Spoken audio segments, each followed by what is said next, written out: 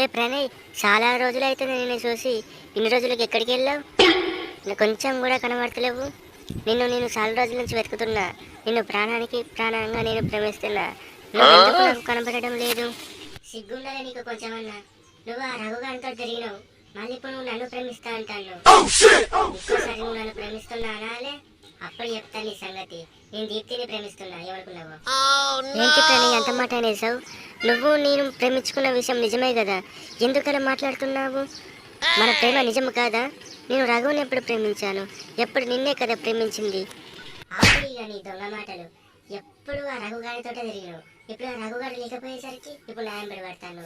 అసలు నువ్వు మర్చిపోయినా? కొంచెమే నీకు ఉండాలి. నీ ప్రేమ ట్రూ అయితే ఆ రఘుగానితోటే ఉండు.